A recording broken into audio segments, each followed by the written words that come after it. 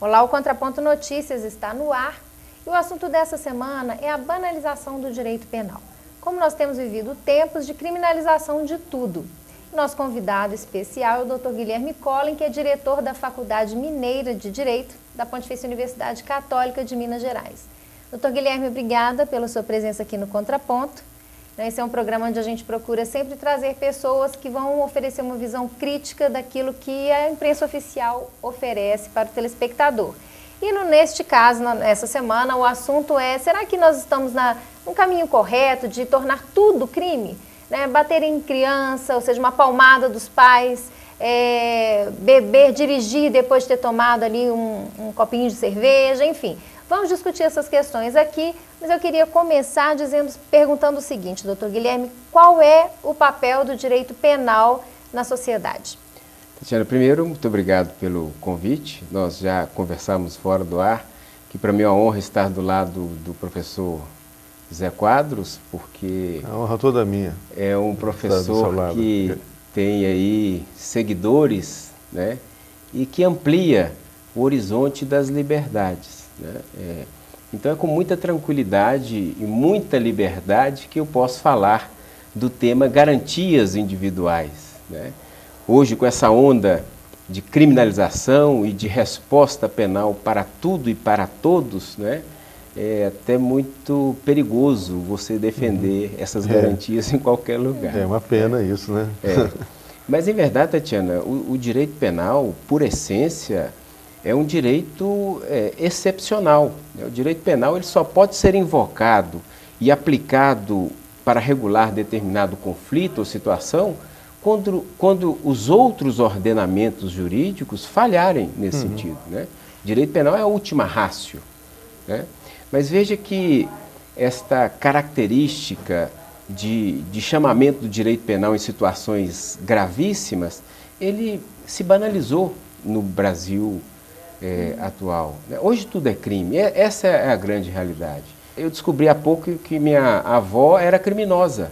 Né? Por quê? Porque ela tinha na sua casa vários samambaias que eram plantadas no xaxim. Né? E o xaxim é extraído de uma planta e é crime federal, inclusive. Na casa da minha mãe tinha, não tem mais pois não. Mas então a sua mãe também era muito xaxim, uma criminosa contumaz. Que né? horror, gente.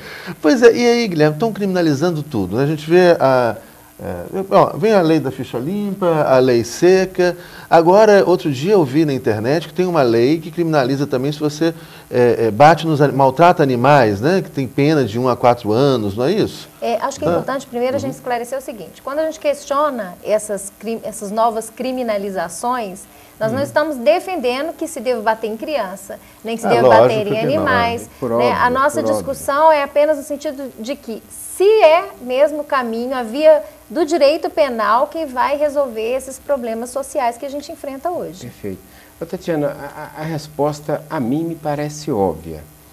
Não há uma pessoa em sã consciência que possa defender e nos apontar uma qualidade do sistema prisional, das penitenciárias.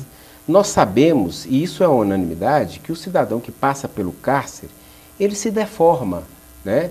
Ele acaba adquirindo aquela cultura do presídio. Ele invariavelmente sai pior. Quer dizer, não há ressocialização. Essa história de ressocialização é um depósito onde se amontoa pessoas. O lixo que está na nossa casa causando odor, nós colocamos no depósito, longe de todos, né? Inclusive da própria visão. Mas esse depósito e esse cheiro, ele vai se amplificar, ou vai se ampliar, e vai estar mais, vai causar mais consequências danosas se eu não limpar o depósito. Né? E os presídios hoje são isso. Então, você utilizar de forma abusiva de um ordenamento jurídico que só tem como resposta a pena privativa de liberdade, é você amplificar um problema. O direito penal, além de não resolver as situações que ele se presta a resolver, ele, quando aplicado, ele agrava a situação. Né? Doutor Guilherme, você falava aí de depósito de pessoas, eu me lembrei que uma vez nós viajávamos pelo interior da Bahia e tinha uma propaganda do governo do estado que vinha construindo novos presídios. E a propaganda dizia assim, que ali seria instalado um novo presídio, uma obra para todos. Né? Parecia assim, era um condomínio fechado, né? Uma obra para todos. Está querendo prender a população toda. E do jeito que vai, nós vamos começar a prender todo mundo. Exatamente. Né? Houve uma inflação do direito penal. E é tão lesiva quanto a inflação da moeda. Né? A inflação econômica, ela tira o valor da moeda. A moeda se enfraquece. A utilização inadequada do direito penal, ele acaba enfraquecendo também o próprio poder de desencorajamento da norma, porque ao banalizar o direito penal, você acaba trazendo invariavelmente a impunidade. Né? A quantidade de crimes hoje que são efetivamente punidos e em que o agente cumpre a pena, no caso do homicídio, chega a 1%, para que você tenha. Porque 1% provavelmente é muito pouco, né? essa onda de criminalização representa uma expectativa de obter determinadas condutas, né? Mas isso não corresponde à realidade. E você também não tem meios de fiscalizar e de punir. Então, acaba banalizando também a própria força do direito penal naqueles casos em que ele deveria atuar, né, para solucionar eu não sei se você concorda comigo, mas eu vejo assim, o direito penal ele tem principalmente um papel de controle. Né? Ou seja, eu acho que ele é pouco educativo, depois eu queria ouvir sobre isso, mas assim, mais de controle. E assim a gente pode ter, por exemplo, essa questão da lei seca. No primeiro momento, pode até ter reduzido, e parece que alguns dados mostram que houve uma redução dos acidentes, do número de mortos, etc. Mas, aos poucos, as pessoas vão encontrando mecanismos de burlar a lei. E o Estado não tem condição de fiscalizar. Então, ele vai criando mais repressão, mais espaços de fiscalização, e ele não dá conta disso, e isso vai fazendo com que as pessoas desrespeitem, ou seja, a médio prazo a situação tende a piorar, né, em vez de melhorar, porque a gente não ataca o que está causando o problema, mas só está criando mecanismos de controle que pode dar uma sensação de segurança no primeiro tempo, no primeiro momento, mas depois perde o controle, né, vai aumentando isso. Sr. José Luiz, o direito penal ele atua sobre todos nós, na chamada prevenção geral, né? Eu deixo de praticar determinada conduta porque eu sei que se eu praticá-la, eu tenho uma resposta do Estado muito forte. Né? Numa discussão de trânsito, eu não vou agredir uma pessoa, porque se eu agredir, vem todo o sistema opressor do Estado, a polícia, a prisão, né, pena, né, e me desencoraja.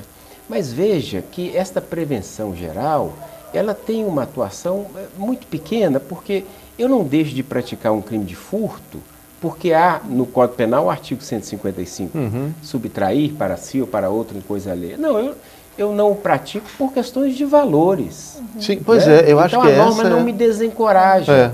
Agora, a prevenção geral, ela pode falhar e o cidadão, mesmo assim, pratique o crime. Ao praticar o crime, entra em cena a chamada prevenção especial, que vai tratar o delinquente, né? Tirá-lo da sociedade, colocá-lo no presídio para que lá ele possa se ressocializar. Quer dizer, é um discurso absolutamente... chega a ser hilário. A ideia era essa, né? Então, mas não tem nada disso. O direito penal só deve ser invocado em casos extremos. É verdade. Né? Tem uma autora que eu gosto muito das ciências sociais, a Margarete Lévy, e ela fala sobre meios de obtenção Ela usa a palavra obediência, que eu não gosto muito, eu prefiro a aquiescência, né, em determinados comportamentos. E enumerando assim, as várias formas de obtenção da aquiescência, né, do comportamento desejado, ela faz uma comparação entre a coerção, né, como meio que é possível para se obter a obediência, mas que não é sempre eficaz. Né? E fala em outros meios, uma premiação ou um incentivo seletivo negativo, né? Retirar um benefício pelo descumprimento. Perfeito. Mas o argumento dela, que me parece muito interessante, é de que a forma mais eficaz de obter determinados comportamentos é o que ela chama de normas informais internalizadas. Que é a crença de que aquele comportamento é o único comportamento a ser tomado. E ele está sempre relacionado com o comportamento do outro. que ela chama de norma de fairness, né? Que é a expectativa, olha, eu ajo dessa forma porque todo mundo age assim. Eu não jogo, nós não vamos jogar papel no chão aqui, mas lá no Mineirão a gente joga, né? No Independência a gente não tem constrangimento, por quê? Porque lá todo mundo faz. Aqui ninguém faz. Perfeito. Né? Então, eu acho que a gente precisa dosar um pouco o papel do direito penal no sentido educativo, né? E de garantir a não prática, a não obtenção de determinados Eu até questionaria mesmo essa coisa que a gente falava. Quer dizer, o direito penal, enquanto mecanismo de controle, né, mas eu acho que o papel educativo dele é muito restrito. Né? O que você dizia mesmo, que também a Tatiana falava, né? Ou seja, uma coisa é uma sociedade ética, onde a gente faz, ou a gente se comporta de determinada maneira, porque a gente acredita né, de que essa é a melhor forma de se comportar. Né? O que você dizia aí, olha, eu não vou furtar, né, não porque eu tenho medo do direito penal, da repressão, da polícia, etc., mas porque eu estou convencido de que isso não é a conduta correta. Essa seria a sociedade porque que a gente devia investir nela. O contrário é a obediência, né? E não a consciência. É uma obediência que às vezes é aquela obediência que o tempo todo quer fugir.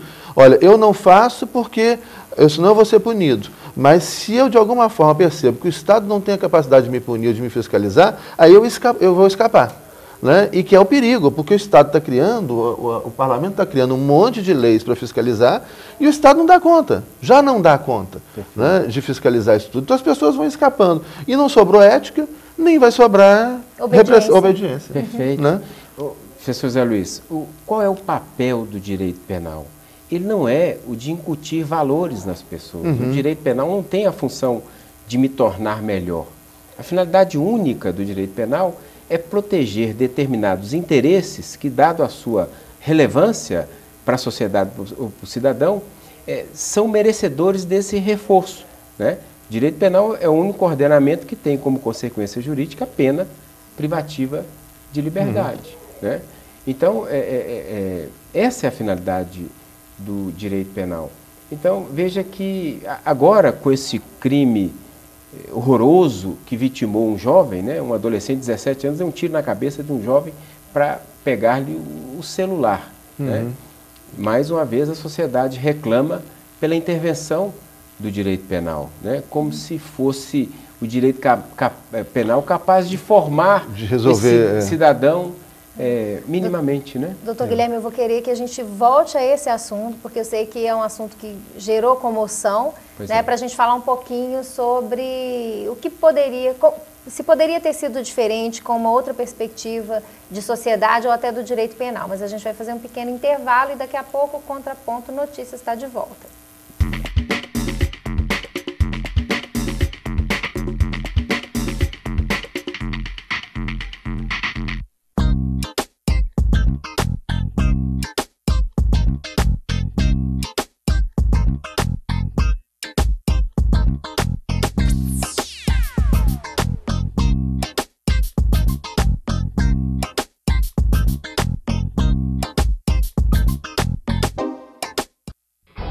Campeões preparados para derrubar adversários e que sabem como ninguém o que fazer em meio a uma confusão na rua.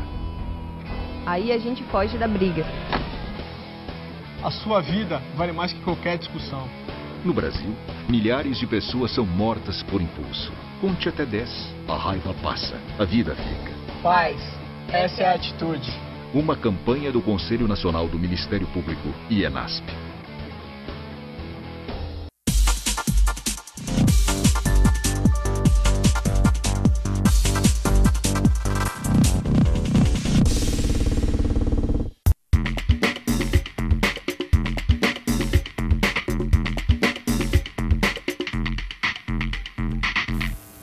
Contraponto Notícias está no ar novamente nesse segundo bloco.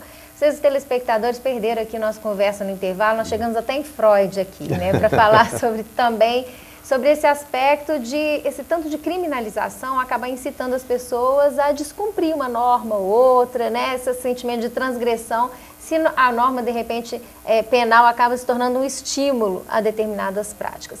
Mas antes da gente discutir isso aqui, que o professor Zé Luiz adora, já até mexeu na cadeira falando eu adoro que... Freud, né? Freud. É o cara para mim. Eu queria falar um pouquinho sobre os princípios constitucionais, né? Especialmente o princípio da legalidade, o princípio da presunção de inocência. Será que a gente está vivendo, o doutor Guilherme, o respeito a esses princípios constitucionais?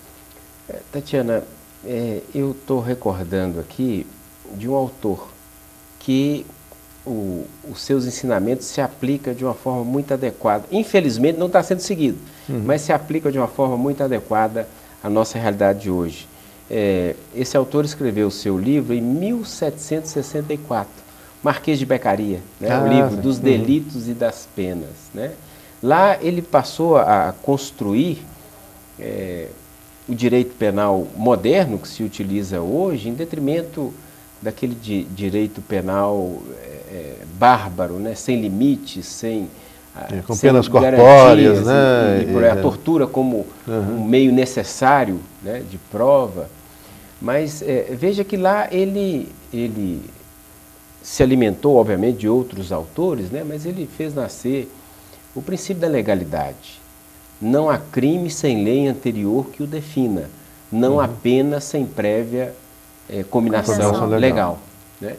Então, se nós observarmos, o direito penal, o Código Penal, é um instrumento de proteção do cidadão. Né? Nós temos o direito penal, o Código Penal, como instrumento de opressão ou de punição. É o contrário. Porque é o direito penal que impõe limites a esse poder a ação do Estado quase que absoluto do Estado contra o indivíduo.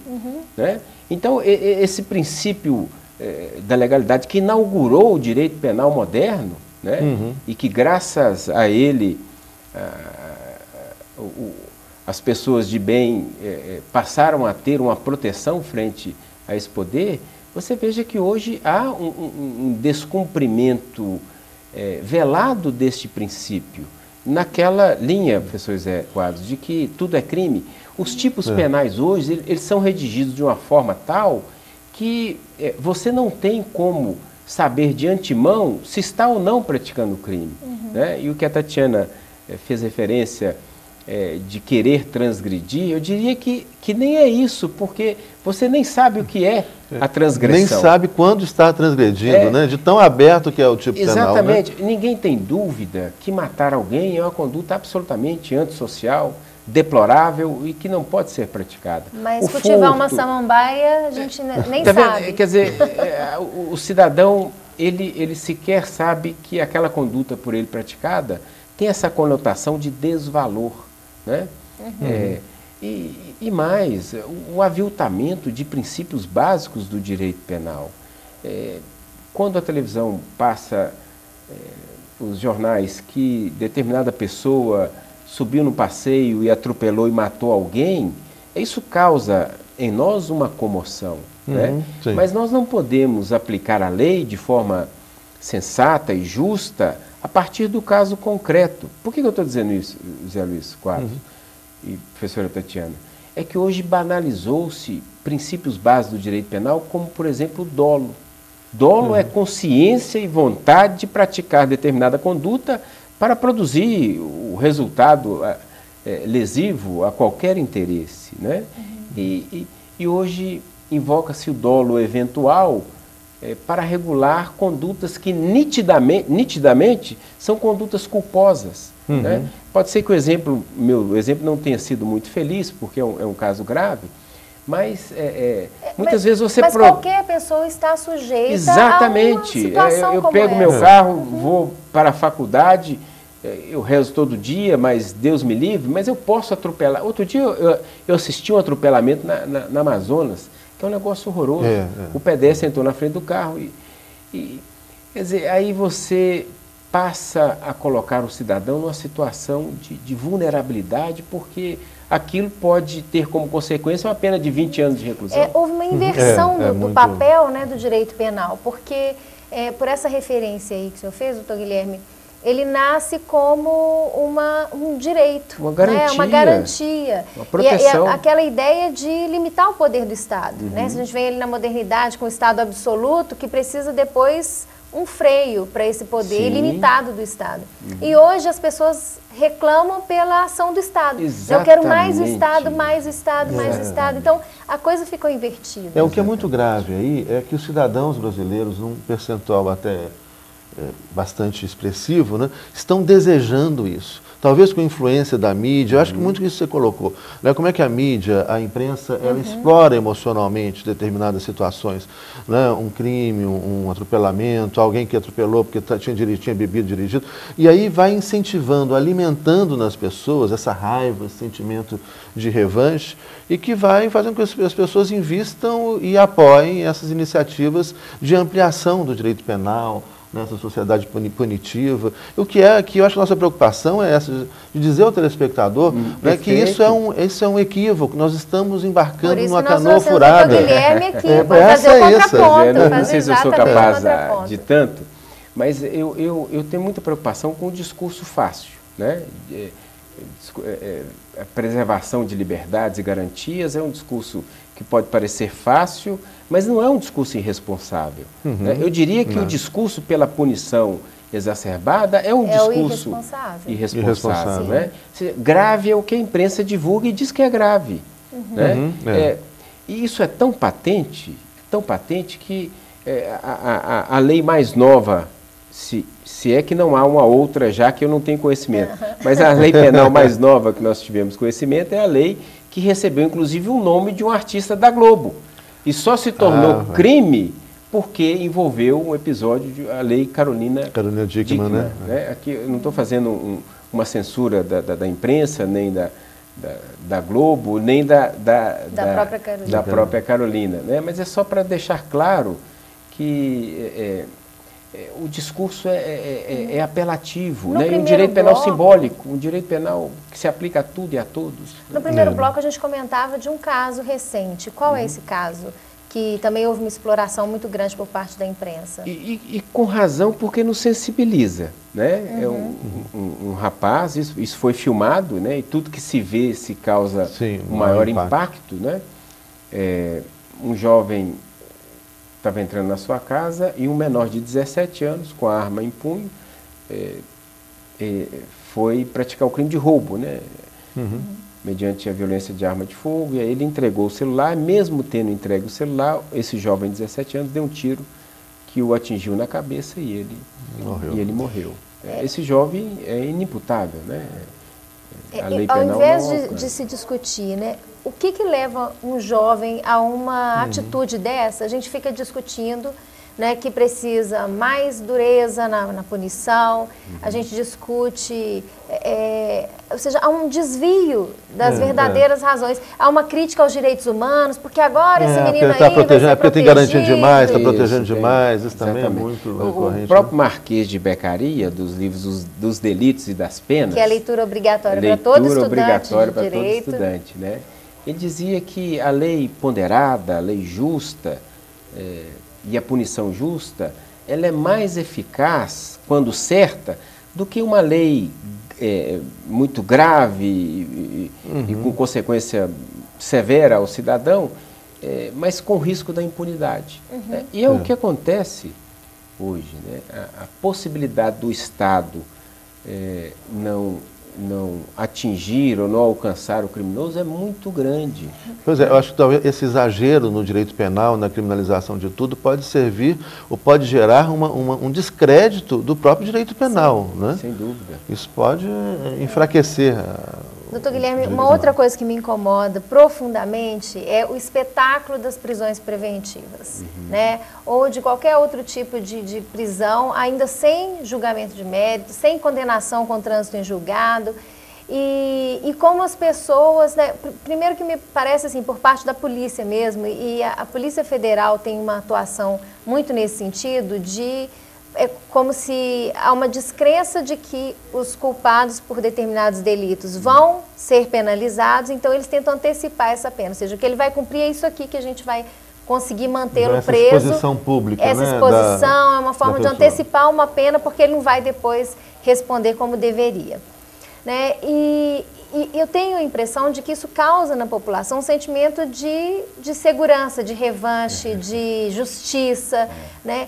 E enquanto as pessoas não percebem que em algum momento elas podem se ver envolvidas numa situação de injustiça, né, com a exposição da sua imagem. Então, esse sentimento de segurança e de justiça me parece um grande paradoxo, porque na verdade ele provoca injustiça e insegurança. Como que é a sua visão disso? Vão dizer que nós estamos defendendo criminosos, né? Mas para os desavisados que continuem dizendo assim. Tatiana, a prisão preventiva é mais uma intervenção panfletária, né, e simbólica do direito penal como resposta à sociedade. Se nós buscarmos as estatísticas, a grande maioria das prisões preventivas são decretadas ainda na fase de inquérito policial, né? E para se decretar a prisão preventiva é necessário que haja prova do crime e indícios de autoria, ou seja, fragmentos, né? Notícias de que alguém possa vir a ser o autor do crime. Então veja que o delegado de polícia representa ao juiz acerca da prisão preventiva, e o juiz vai decidir sobre a privação do bem mais nobre do cidadão, que é a cadeia, a liberdade, colocá-lo na cadeia, tendo como fundamento um procedimento inquisitório e unilateral, né? Então veja que nós vamos de um extremo ao outro. Se eu buscar na doutrina, eu vou ter o conceito de inquérito policial como um mero procedimento administrativo, em que não há vigência do contraditório e que só serve para informar ou munir de justa causa o promotor de justiça para o oferecimento da ação penal.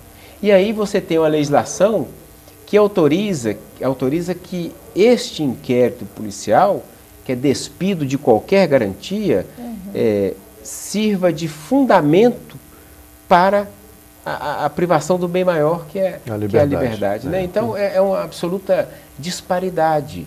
A professora Tatiana fez referência ao princípio constitucional, né? Ninguém pode ser considerado culpado antes do trânsito julgado de sentença penal condenatória, mas a prisão preventiva é uma marca indelével. O cidadão que passa por ela, sendo inocente ou culpado, ele arrasta para toda a vida. Guilherme, né? e ficam anos, né, nessa condição, porque teria, na verdade, isso a gente pode lembrar... 40% da população carcerária está em medida cautelar e numa situação ainda mais precária do que os próprios condenados, porque eles vão para a cadeia pública, naquele ambiente absolutamente desumano e degradante. Né? Isso é muito grave. Isso que eu me recorde, era assim, isso existia nas ditaduras, né? Você prender e deixar as pessoas presas, né, sem o julgamento, o devido processo legal, ampla defesa, o contraditório, etc. E aqui a gente tem 40% dos presos em prisão preventiva. E ficam muito tempo, não fica, Guilherme? Tem gente que fica anos. Os grandes frequentadores dos presídios são os pobres, negros, né, analfabetos. Muitos ficam esquecidos. Ficam lá, absolutamente esquecidos. A Defensoria Pública, que é muito boa no estado de Minas Gerais. Nós temos um trabalho excelente da nossa Defensoria Pública. Mas que não agora consegue abarcar essa população. Tem uma herança aí grande, de muito tempo, né? Um déficit ainda, né, na capacidade de atender a essa demanda da população carcerária, das pessoas necessitadas dessa assistência judiciária. Se me permite aqui, Tatiana, o Monteiro Lobato foi preso na ditadura do Estado Novo e da prisão ele escreveu o seguinte, dizia ele, o mal da justiça humana está numa lei que vou fazer quando for ditador. Dizia ele que todo juiz, antes de assumir o cargo, deveria gramar 3 anos de penitenciária, 2 de cadeia, a pão e água. Né? E ele resume dizendo o seguinte, isso porque não há nada mais perverso do que dar ao homem o poder de infligir ao outro algo que ele não conhece, a prisão. Isso é muito importante. Então, eu achei impactante essa fala dele. Eu acrescentaria aos governantes também morarem nesses apartamentos que são entregues para as famílias viverem, né, em cubículos. Eu acho que eles deveriam também passar por uma experiência, 6 meses está bom, né, morando aí nesses apartamentos isso é um recado, muita gente que fica defendendo, tem que ficar 20 anos na cadeia, tem que ficar 30 anos. Nesse experimenta ficar 1 ano. Um dia. Eu diria nem, um ano não, um dia, uma semana, que horror que é. A prisão preventiva prende para saber se deveria prender. Né? Então, se tem dúvida, prende e depois vamos saber se necessariamente tinha que prender. Né? Bom, infelizmente o programa chegou ao fim, né? Nós agradecemos aqui mais uma vez a presença do Dr. Guilherme Collen E nós voltaremos aqui depois, trazendo o Dr. Guilherme de novo, para a gente conversar mais um pouquinho sobre as questões relacionadas com o direito penal. E o Contraponto Notícias dessa semana fica por aqui. Semana que vem a gente está de volta. Continue com a programação da TV Comunitária. Até semana que vem.